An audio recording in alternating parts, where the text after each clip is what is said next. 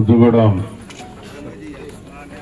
నా కుటుంబ సభ్యులు, నేలకొండపల్లి ముఖ్య నాయకులు, ముఖ్య అధికారులు, మీడియా మిత్రులు,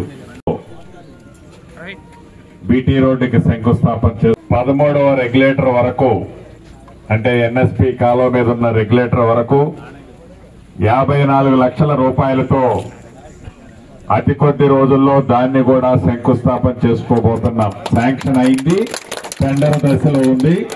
ప్రతి ఇంటికి ఈ ప్రభుత్వం వచ్చిన తర్వాత ఇస్తుంది. రైతును రాజు చేసే దాంట్లో భాగంగా ఆనాడు 9 నెలల్లోనే 21,000 కోట్ల రూపాయలు 25 లక్షల మంది రైతన్నలకి 2 లక్షల రూపాయల వరకు చాలా మందికి రుణమాఫీ చేశాం. దానికి తెలంగాణ రాష్ట్రంగా ఎకరానికి ఆనాటి ప్రభుత్వం 10,000 రూపాయలు సహాయం చేస్తే రైతన్నలకు అప్పుల్లో ఉన్న పేదవాడికి పోయిన నెలలో ఒకేసారి 9,000 కోట్ల రూపాయలు 9 రోజుల్లో ఈ ప్రభుత్వం రైతన్నల ఖాతాలో జమ చేసింది. సన్న వడ్లకి మద్దతు ధరతో పాటు ఒక విడత బోనస్ ఇచ్చాం, 2వ విడత కూడా తప్పకుండా ఇస్తాం.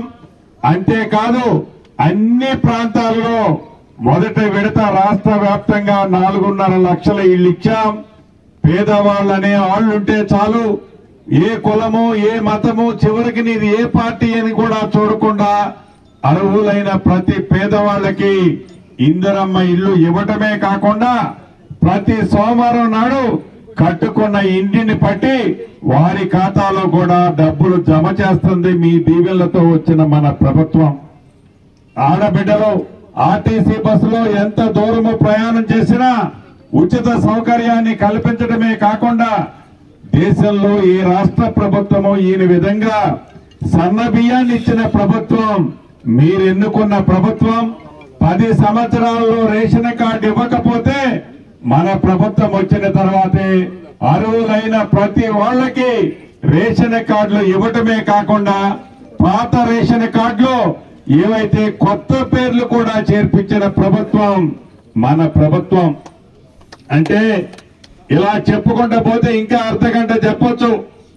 ఇన్ని అభివృద్ధి సంక్షేమ కార్యక్రమాలు చేసిన ఈ ప్రభుత్వాన్ని రాబోయే రోజుల్లో మీ దీవెనలు మీ ఆశీస్సులు తప్పకుండా ఉండాలని ఉంటాయని మనస్ఫూర్తిగా కోరుకుంటూ, ఏ గేదెకైతే గడ్డేస్తే పాలిస్తుందో, ఏ గేదైతే పాలిస్తుందో పాలిచ్చే గేదెగా ఉన్న ప్రభుత్వాన్ని, మంచిగా పేదవాళ్ళను చూసుకునే ప్రభుత్వానికి గడ్డి వేసే విధంగా మీరు ఈ ప్రభుత్వాన్ని దీవించాలని మనస్ఫూర్తిగా కోరుకుంటూ మీ అందరి దగ్గర సెలవు తీసుకుంటున్నారు.